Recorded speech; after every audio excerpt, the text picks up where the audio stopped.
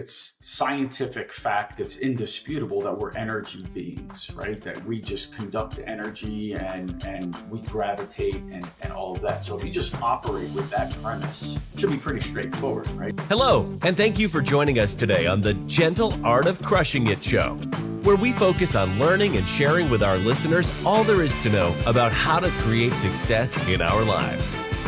This show stands on the shoulders of giants. Our mission is to empower and inspire our listeners to create the life of their dreams whilst having a blast in the process. Let's celebrate life together. Welcome to the show. Hey guys, welcome to the Gentle Art of Crushing It.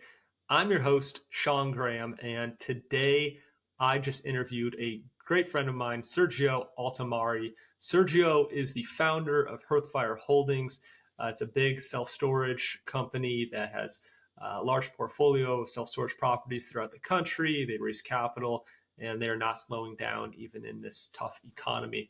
Sergio and I talked about a lot of things, not only business, but we talked about meditation, mindfulness, manifestation, education, and daily practices that he implements, right, into his personal life and into his business life, just to make sure that he's giving his highest and best use of time and energy into his work and his day-to-day activities, and just how that's made a massive difference for him to be creative and to do the work that no one else can do. So anyways, if you are interested in any of these topics or what he might be doing, give this episode a listen. I think you'll really enjoy it. And without further ado, we'll jump into the show. Sergio, welcome to the show. I've known you for a long time now, and I'm just thrilled to have you on here. Sean, I appreciate it. Great to see you and catch up with you. Yeah, of course. It's been a little while, man. So I know you, right, we got connected through a GoBundance relationship. I've been in GoBundance Emerge. I know you've been in GoBundance for a while now. And we got connected because I think is one, you're into self-storage, and then two, meditation, and as well as three would be coaching. And so we kind of connected on all three of those levels, and we hit it off. And we've known each other for a little over probably a year and a half now. It's been a while. But anyways, man, I just kind of want to have you on the show, talk about all three of those things and what you're up to now, and maybe we could just start with like your backstory a little bit of what you were doing before real estate, before Hearthfire Holdings came into existence, and how you got started there. Yeah, so it's interesting. I'm 47 years old now, and I like to tell people that I've probably had like at least 5 or 6 lives where I've essentially kind of reinvented and transformed over time into different people, where I've evolved and matured. And I'm 47 now, and for me now, the way that I evaluate and I look at life is I'm more focused on evaluating what am I doing, how am I showing up here and now today, versus being so driven and focused, like very technical in terms of my life, what do I think I want to do and all that. And I'm not suggesting by any stretch of the imagination that goals aren't important, because they're obviously super critical, but being laser focused on must be doing this by this date isn't just not the way life works, right? So for me, my life, my career, I'll go back to my career started when I was 18 and working for the Federal Reserve. I grew up in Philadelphia, and I went to South Philadelphia High School. I didn't have, great. I wasn't great academically growing up, and my parents are both born in Italy, so Italian immigrants. So I didn't have like parents just school education and whatever. I really learned how to work hard through through my parents. And in hindsight, that is kind of the the the key element to my success is whatever I'm going to do, I'm going to work hard. So started working at the Fed when I was 18. I was literally in high school. It was this business academy, this business program that landed me that job. And it was at that time when I first was exposed to a quote unquote career, where there was a career path and all that. Before that, I had just had jobs from the age of 14, whether it was paperboy, retail, or whatever. So I just bounced around from job. When I started working for the Fed, I wasn't college material. So I started working while I was in high school, graduated high school. And then, from there it would have been natural to go to college. I didn't have the grades to get in. If anybody that knows, I got turned down by Temple University. And in the athletics world is, I guess, more in football, is a decent school, but academically it's not very difficult to get in. But I just didn't have the grades. I didn't apply myself. Well, it wasn't because I was an idiot. It was because I was more, in hindsight, I was bored of, I wasn't challenged enough. So anyway, so I started working at the Fed. I was around a lot of very well educated individuals. The Federal Reserve was a huge organization, huge purpose. And really first time that put me in front of or surrounding me around people that were going to lift me up and bring more out of me. And my career took off, right? I started in a file room and I left 5 years ago as an executive. So I worked my way up through the corporate ladder, literally. I mean, in every which way possible. I was in IT. So I went through the technology gamut. My wife and I we met in 2012 and started to buy real estate, started with just multifamily properties. It started with one triplex, and the triplex, we just bought it to start investing ourselves. We got introduced mostly through Corinne's parents. That's what they did. Her father was an attorney, mom was at a Montessori school. So they didn't have like conventional IRA and 401ks. So they kind of created their own retirement plan, which was through real estate. They introduced us to real estate syndication. And I should say, before all that, I had my own false start in real estate back in 2004, where I bought a duplex on my own. I had the smarts to say, hey, I'll rent out this one unit, live in the other. So I was house hacking kind of before I knew what it was. The property wasn't zoned as a duplex. So that was just a long lesson, one of many long lessons in real estate on how to not do things. Anyway, fast forward, and we started raising capital from friends and family. We wanted to share what we were building ourselves with anybody that we thought could benefit from it. And the more that we talked about it, the more that people were interested in it. It was kind of like really eye-opening. And as you know me well enough now, when I hear something that's really worthwhile and that can benefit people, I want to share it. And so we did that, started raising money, and then built a portfolio at its peak. We had a property management company, real estate portfolio syndication business that was about 175 units smaller, scattered site properties in and around Philly and just outside of Philadelphia. 2018 came around, 2017, 2018, and we were like almost 10 years in an expansion cycle. And from all my years working at the Fed, I know how markets are cyclical. I know that usually there's about 10 years of a growth cycle, then there's a contracting, and then there's a credit crunch, recession, rinse and repeat. So I thought that that's what was coming at that time. It didn't develop mostly because the 2008 crisis is when the Fed and the government started kind of a morphine drip of the financial markets by continuously doing quantitative easing, putting money back into the market, which kind of distorted everything and continues to do that to this day. But that's a whole other story. So anyway, so we were looking at getting into larger apartment communities, and at that time couldn't find any deals that made any sense. I was doing all the underwriting. I always maintained a conservative view on underwriting on what was realistic, not like, hey, this is what we should be able to do. And so I just wanted to we wanted to go larger. My wife quit the job in 2017. 2016, she also worked for the Fed And then 2017, I quit. And and then we looked at what other asset classes might we consider if the multifamily was too saturated. So we found self-storage, and man, the rest is history. So, or we're actually, I shouldn't say the rest is history. Now we're rewriting another level of history. And then along the way, man, I had all kinds of different transformations. You mentioned meditation earlier. I had to go through my own levels of personal growth, and that put me on that journey of self-improvement and development. And really, it's all about increasing tolerance to higher and higher levels of stress rather than trying to avoid or eliminate stress. So that's kind of always been my focus, or has been my focus over the last 10 years, is how do I continue to increase capacity and enjoy what I'm doing, man. So Yep. No, I love that. All of that. I have so many questions for you.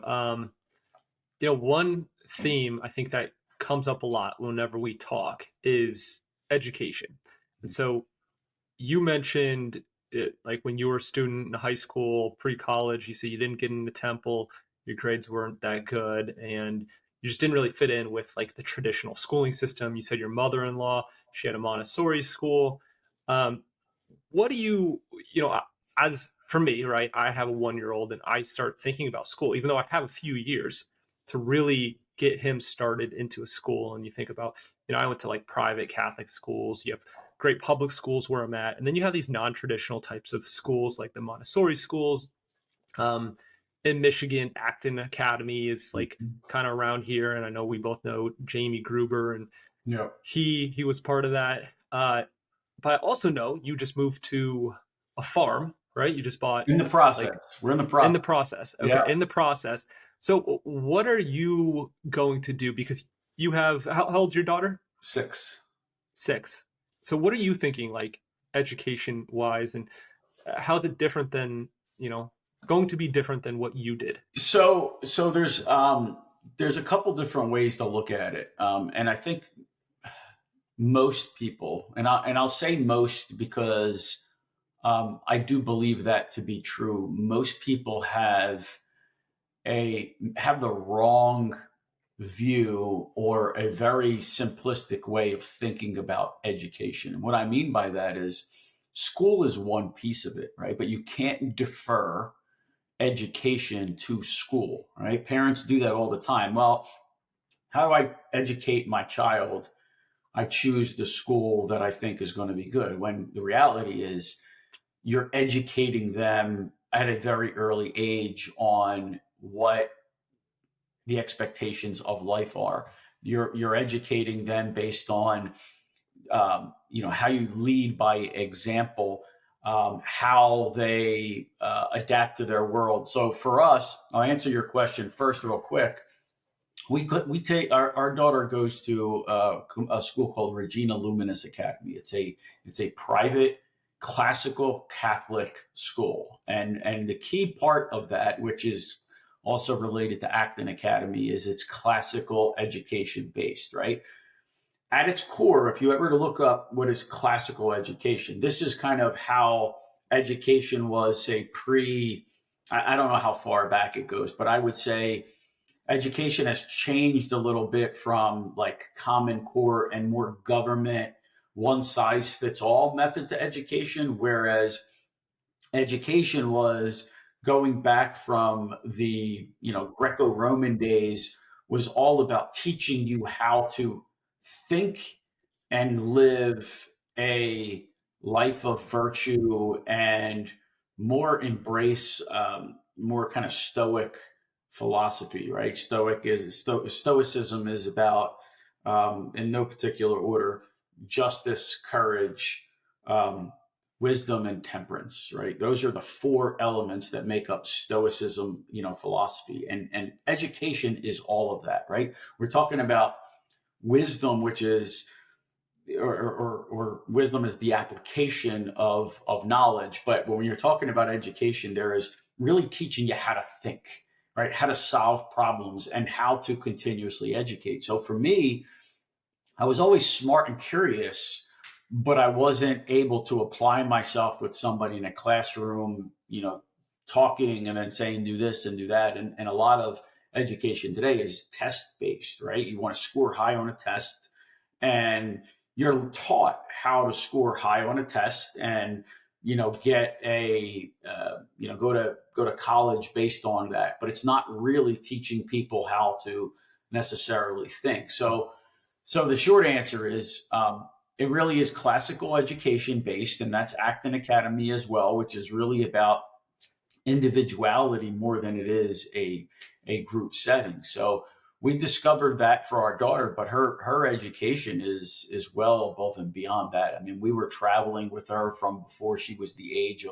of one, exposing her to different cultures, exposing all of her senses to different things. Right, Montessori is all sensory based education, hands on, seeing, touching, feeling, tasting, hearing, all of those things. So, and now, for me, that's ongoing. All right. I mean, I where I didn't apply myself when I was younger, now it's continuous education, finding a new topic and a new subject and stretching my reality and stretching what I believe to know about my world, recognizing that our worlds are like that small compared to, the galaxy or whatever. So you start to think about it from that perspective. What you can and should not learn and know really is just limited by, how big you want your world to be.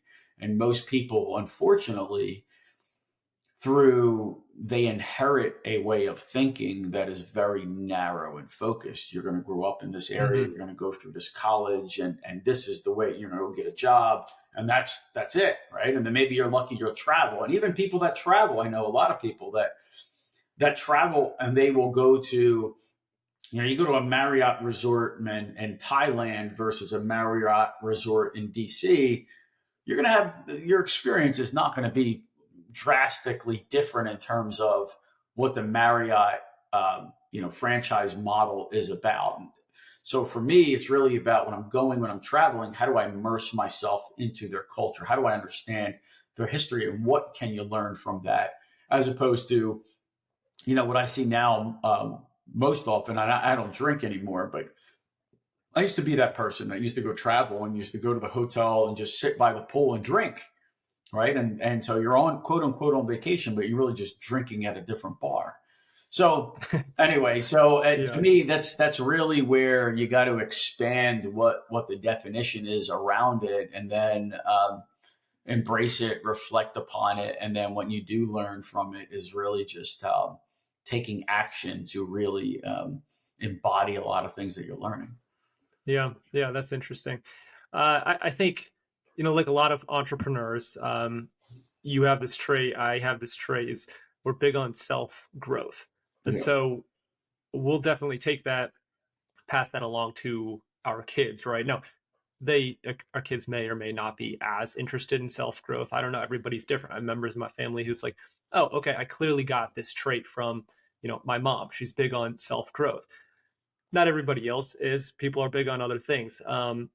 But with the education part, it's interesting to me because on one end, like, I don't want, there's many things that like they need to, like my son, right, and my any other kids that we have in the future, they'll need to learn a lot of the basic things that like I learned in school myself.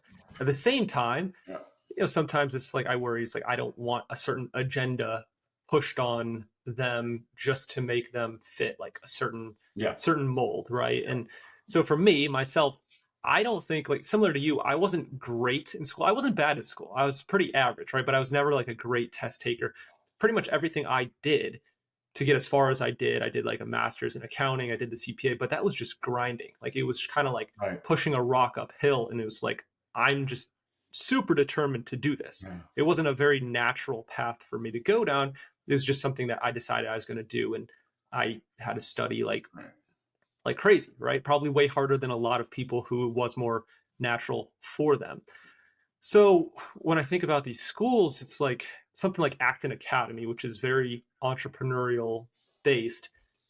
It's it's fascinating to me because I care less about whether or not my kids are entrepreneurs. I'd love for them to be entrepreneurial, but I think the more important thing is just teaching them to be independent thinkers, right? To think outside the box, to think differently, to have their minds thinking about things that, like, okay, you're not just taught this in school, right? It's not like Right. you're talking about like real world applications of education.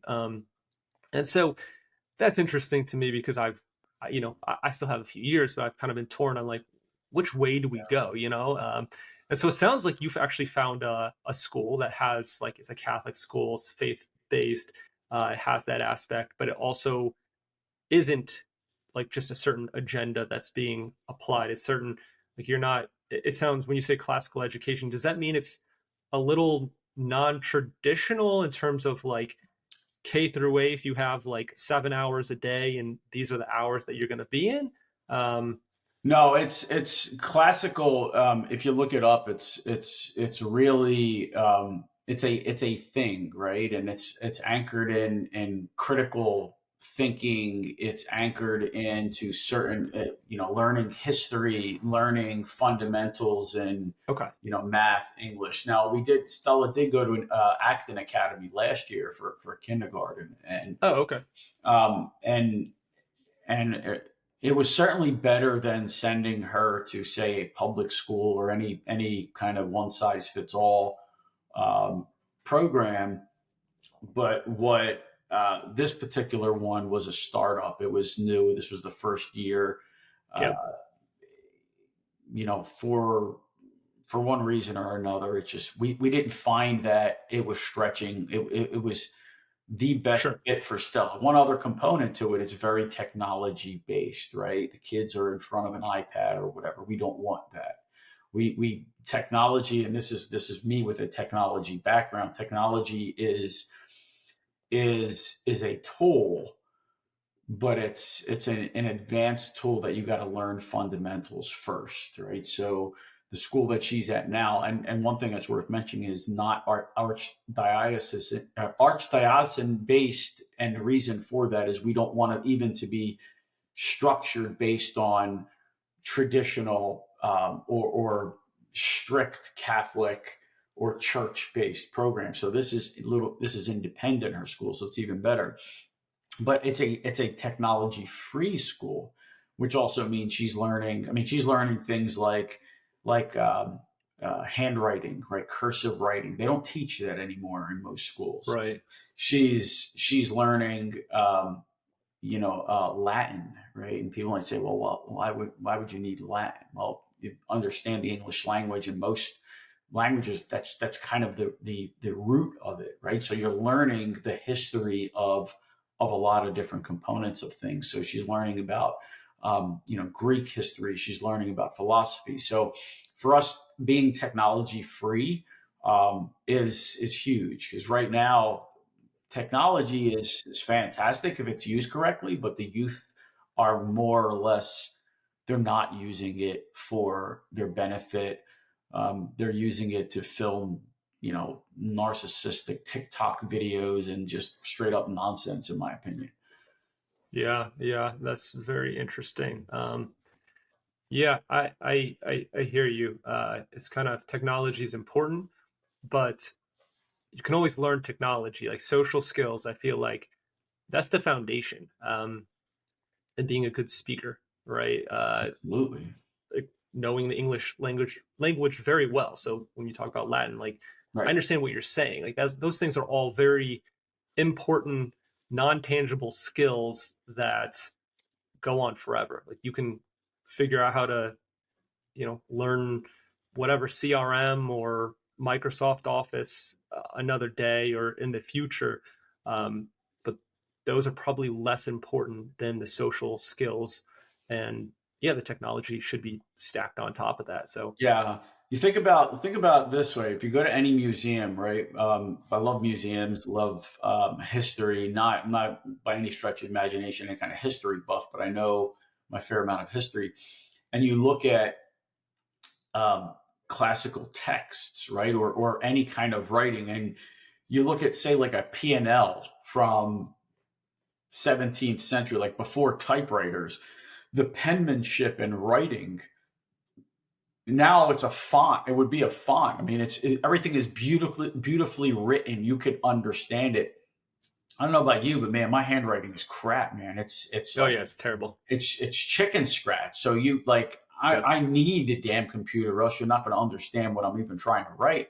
But I mean that's kind of just shows you the difference. And that wasn't just like a rarity. Most people could write beautifully, right? Because that was a fundamental element to education and learning and communicating. You had to write letters to people, right? I mean, that's now it's like texting. So I think the fundamental part is just, it's huge, and it's excellent, and you'll find this out. I mean, there's a big movement towards all of that, and it's exciting. It's exciting.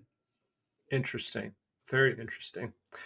So I guess on a different note, whatever it was a year ago or a year and a half ago, I went to you and we started off as really about like coaching, and a lot of it was business coaching because I'm in self-storage, you're in self-storage. We both see ourselves as like more visionaries in terms of like our role within self-storage and basically building a large portfolio and raising capital and doing a lot of similar things. But most of our coaching sessions really didn't have much to do with self-storage. They had to do more with education around mindfulness and meditation. And I have to say, I'll say here now, if I hadn't before, thank you for that, because it's made a big impact on my life. I I started reading. I have a stack of them right here. All of these John Kabat-Zinn books, and they were fantastic. It kind of forced me just to like slow down and, like you Yeah. said earlier, I realized that like this moment, this stress, everything, my life, all of it is just like this tiny drop in the universe.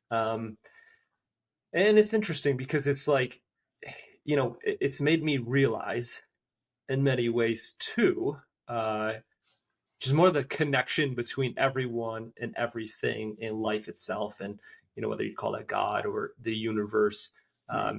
it makes me more aware of that, right? And of being present in the moments. And so you start noticing little things that it sounds dumb, but I would never notice before, right? Like I'm just walking down the street and it's like you're literally noticing like the leaves, individual leaves on the trees as they, shimmer, as opposed to just kind of like staring at my phone and walking down the street or thinking about the business opportunity I have in my head.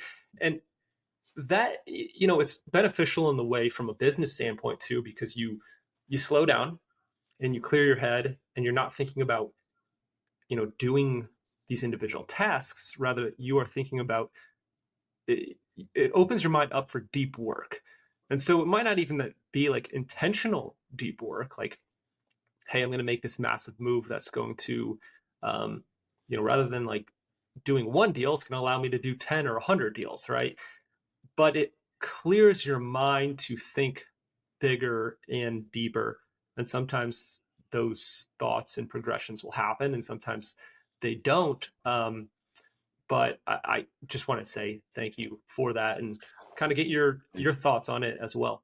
Well, I mean, for me, I was kind of meditation and mindfulness was a magic pill that I don't want to say was forced upon me, but it really, well, I mean, certainly was life changing in a lot of respects. But when I was in my mid 20s, I went through a period of super high anxiety, panic attacks, and just overall, I wasn't doing all that well. My father,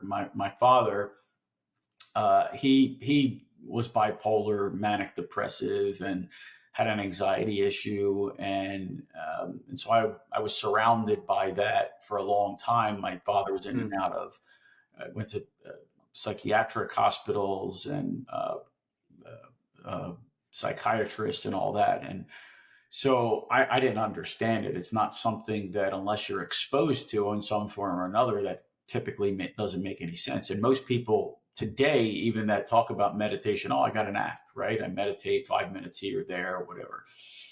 I think that's great.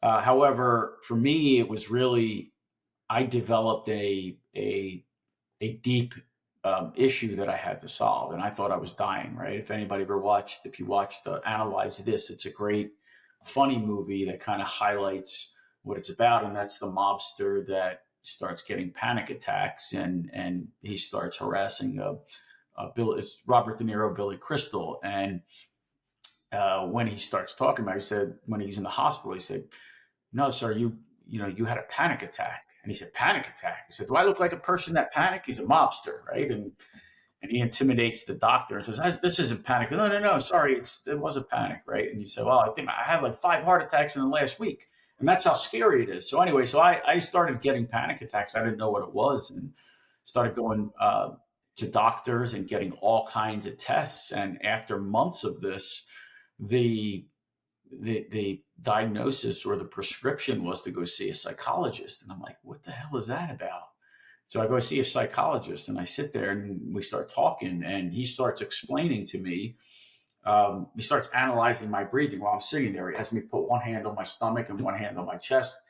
And he starts having me breathe, and he immediately noticed that I was a really shallow breather. That was like, and you just see my hand moving, but not my stomach. And he said that you're a shallow breather, and then that triggers, anxious thoughts, and anxious thoughts create this endless loop, and you end up with these panic attacks. So anyway, that led me to saying, all right, well, if I'm not physically dying, and it's something else, I got to figure this out. So I started learning about it. Right? What is anxiety? What are how to control it? And I landed on meditation.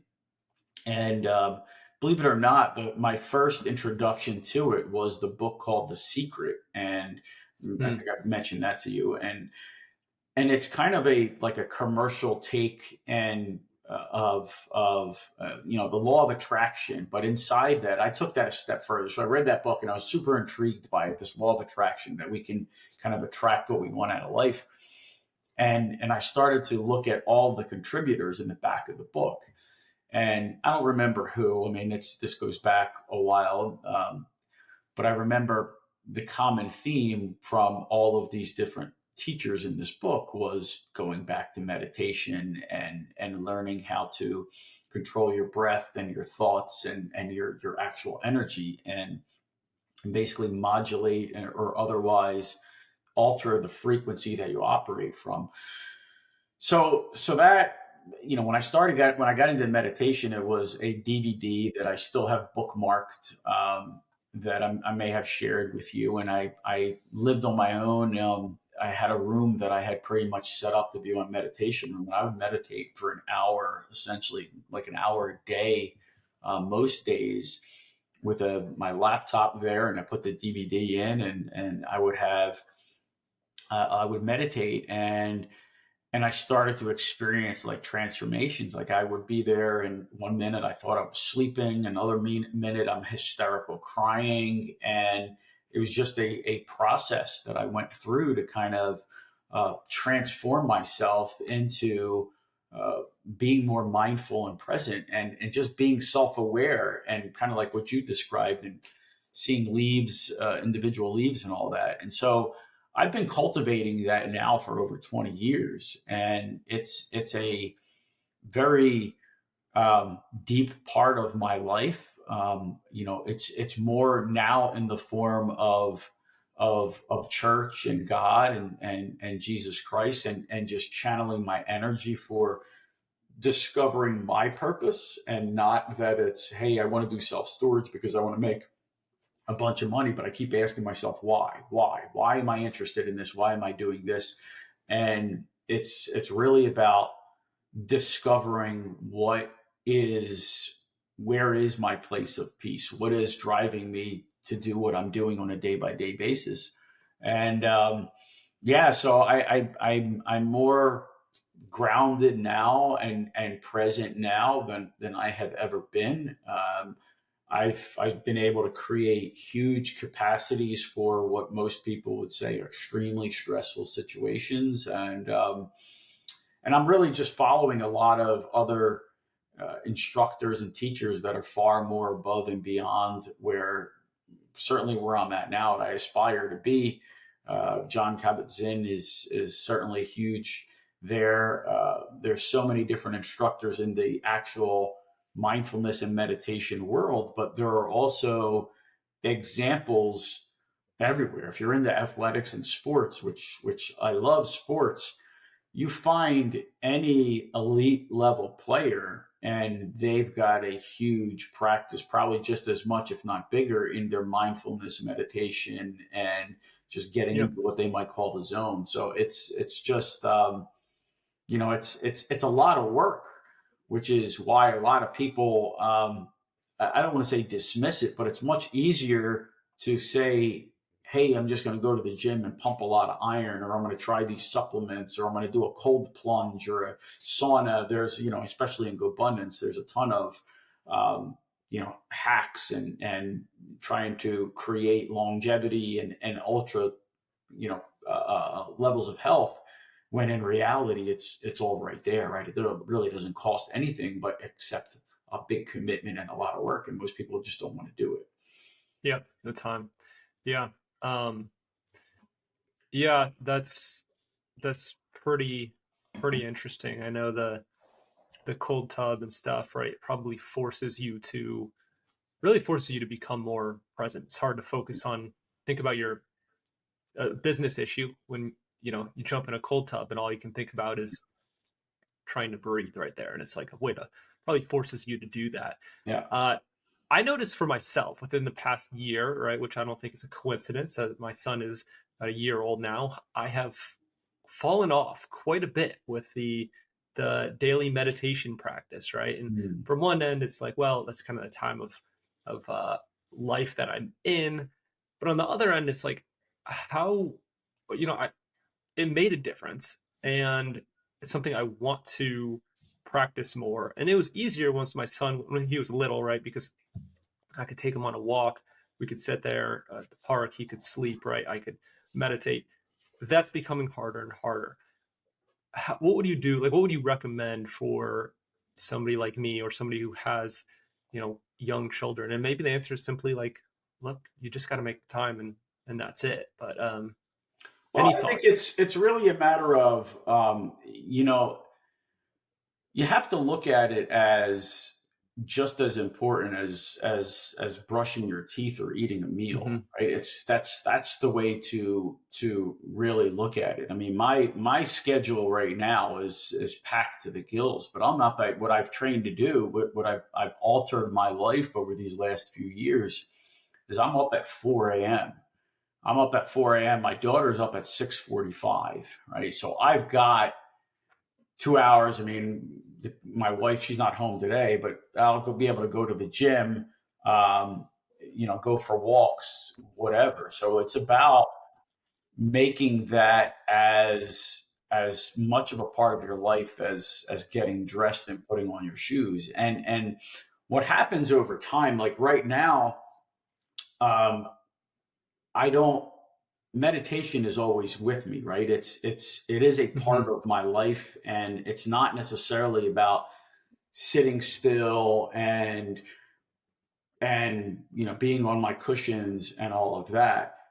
I could be with my daughter in an activity at the zoo or whatever, and I'm bringing my awareness back to the moment. That's the same thing. You don't have to Yeah. be in different level meditation, and so really it's about living mindful, not necessarily having to go through ritualistic practices. I mean, we go to church every Sunday. That's an hour of me being present and the presence of God. And when it's really just a matter of when I find myself distracted or I need things to slow down, it's when I double down on my meditation practice. So I think it really is just a matter of finding what works for you, but making sure that you're always reminded to get back to your grounding and really focus, because it's just by you saying, I don't have time. It's we've all got the same 24 hours in the day, right? We've all got Yep. the same amount of time every single day. So it's a matter of,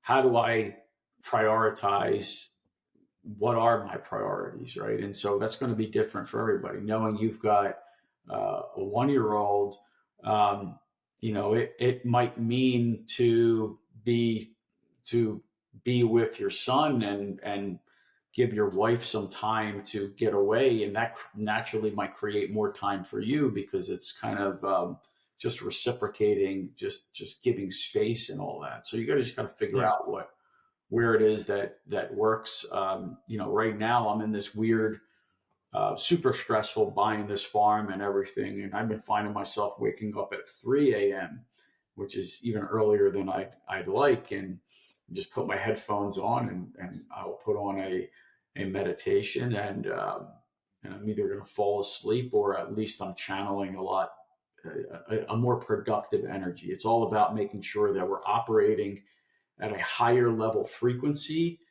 than one that is taking energy from us. So it's always operating from a place of positive energy, not negative energy. Yep, that makes sense. I used to think meditation was sitting there and emptying your mind of literally anything.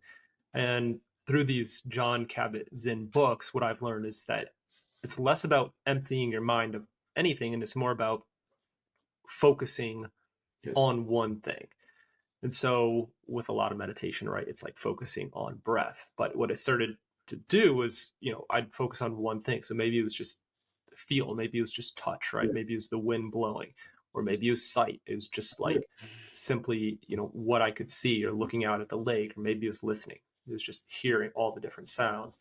And so that kind of opened my eyes quite a bit in terms of like, okay, what is meditation? And that translated over into, even now when I'm not practicing as much, still gives me a stronger muscle for focus and presence, right? Being present on one thing. So yeah, it's very impactful. You mentioned manifestation, right? And you have meditation, manifestation, and right, like the law of attraction, and you can manifest what you want in life.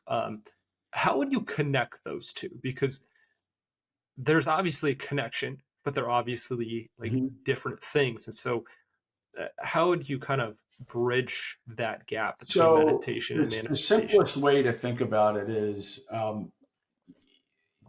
it meditation is training focus, and training focus on the present moment, what you're thinking about and doing at any given moment.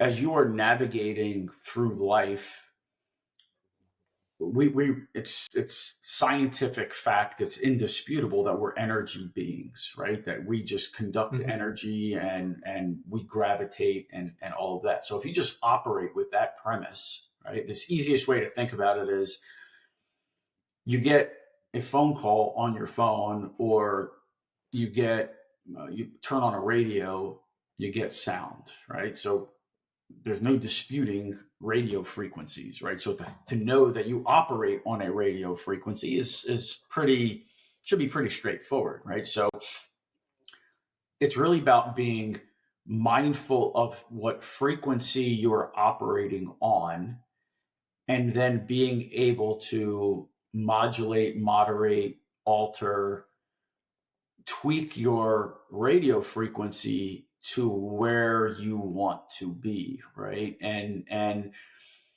paying attention to what's actually happening, and answering the call of what needs to be done on any given moment, right? We all know the feeling of, hey, my gut doesn't feel right about this, or my gut says do this.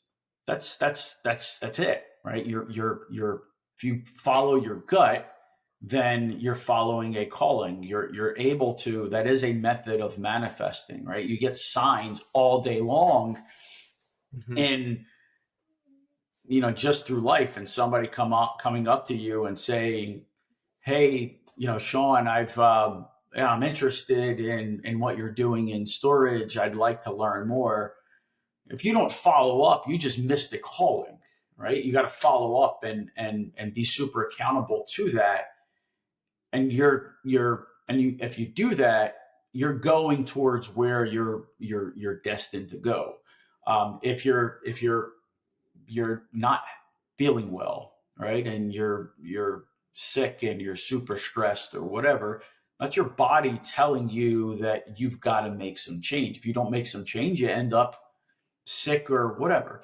So the manifesting part is really just about paying attention to any given moment and observing what clues you are being given to where you want to go. Now, you have to be able to have a vision and have a general sense of purpose in what you want to do in order to follow it. You can't, like these guys that are out there starting like 10 businesses, right? I listened to, I won't mention any names. I listened to so and so, and she says, just keep buying businesses, and they keep buying businesses here and doing this, whatever. They're able to execute by acquiring these businesses or whatever, but at the same time, not focused on any given purpose other than buying these businesses. Versus if you slow down, and I've had this experience myself, where I just said, no, I can't have a property management business. I can't be in residential retail. I can't have an RV rental business and do any of it really well. So if I really want to focus, I've got to get rid of all this noise and just do the one thing and do it well. And that's transformed my company, my business, and my direction to it's created more space in my personal life, right? You got your business life, which is about making money to support what other vision goals you have, your family, your household, and all that. But that's not, in a lot of cases, not a one-to-one correlation to what is our true purpose. So for my wife and I, for Corinne and I, we are discovering that our purpose is around leading a new generation or generations in education, and education grounded in living with the world, not on and using the world. Meaning this is our calling to buy a farm, and once we go to this farm, we have this vision of having curriculums based to teach kids farming, right, animals, agriculture, and all of that. And we've started conversations with our daughter's school to develop curriculums around that to actually bring people there. Had I had all these other businesses, I would not have been able to create that room to understand this is really what it's about. And then it's about the manifestation part is really about this is what I'm drawn to. I want to do this, but I can't do it if I've got all these distractions. So I got to just drop a lot of things and go there. So meditation really is about channeling your attention, your focus, and paying attention to the signs that are coming to you. And then leveraging that to clarify your vision, and then being able to take the appropriate actions to execute on the steps that you need to bring that vision to life. I mean, it's very well documented. Anybody like pick, huge achievers, hugely successful people, and they've all got a story of a vision and the need to take action and following that. Yeah, no, that's awesome. That's very well said. So, kind of recap in my own words, I would think of it like meditation is really what allows you to open up and see, listen, recognize the signals that life is giving you, the universe is giving you. And manifestation is having an overall dream or vision, goals, but then allowing your intuition and the universe to show you the path there. Absolutely. Meditation allows you to recognize those signals. Is that absolutely a fair recap? Very well said. Very well said. That's awesome. Yeah. Cool. All right, Sergio. So I know you only have a few more minutes here, and I want to switch gears and talk a little bit about self-storage and Hearthfire Holdings. Where are you at today?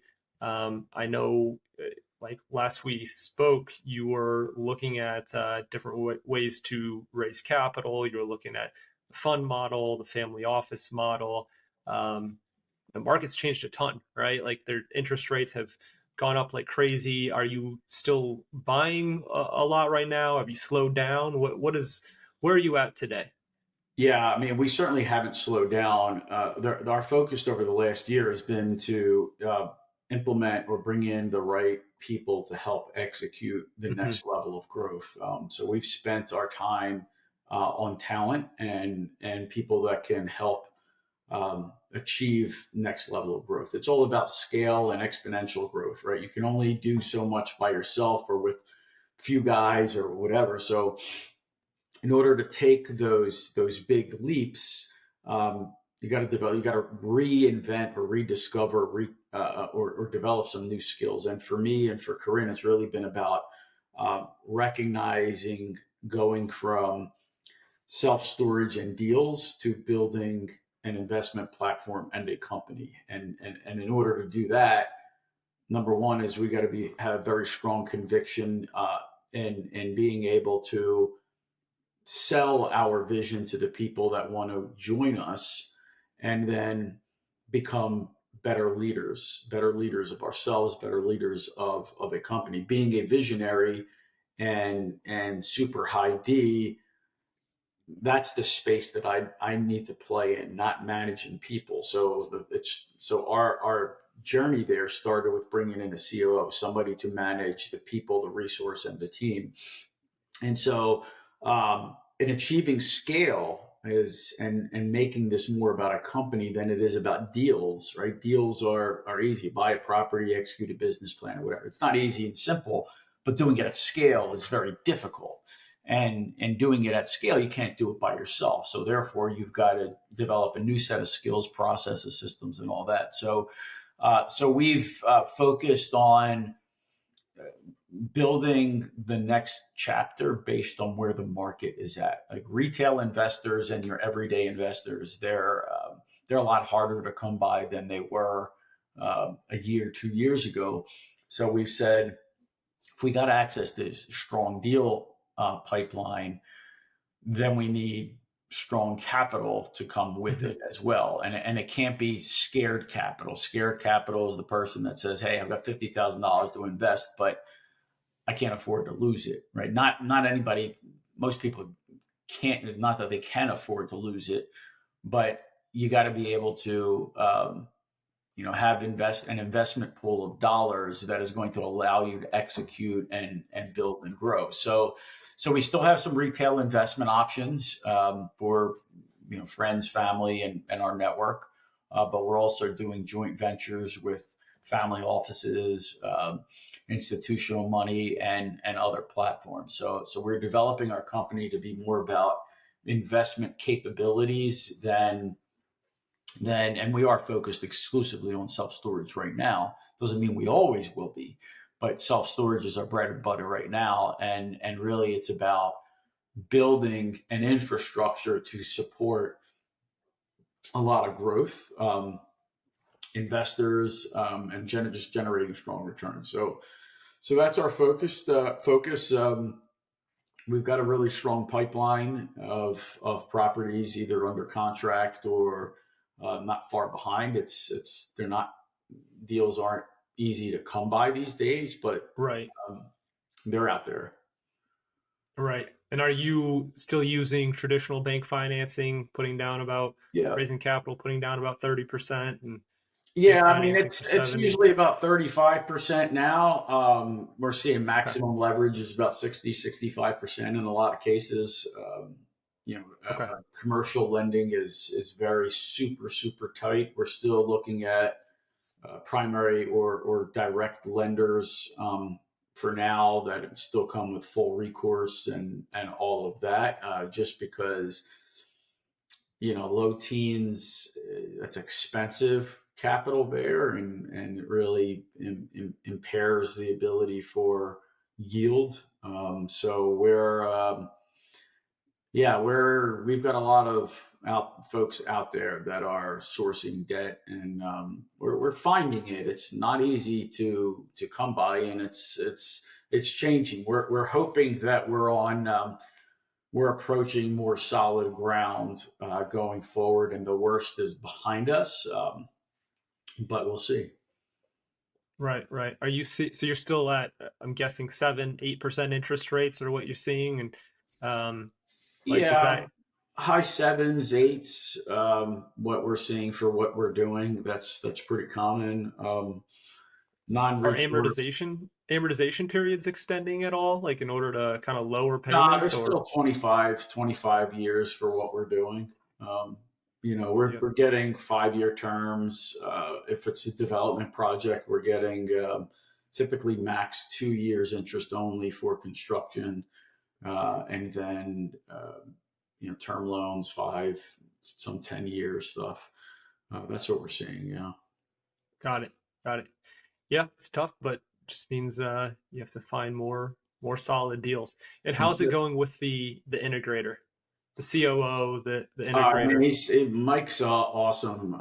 He's been with in storage for going on 25 years. So he's worked with Extra Public, um, Store Space. It's amazing. He's we got very strong complementary skills.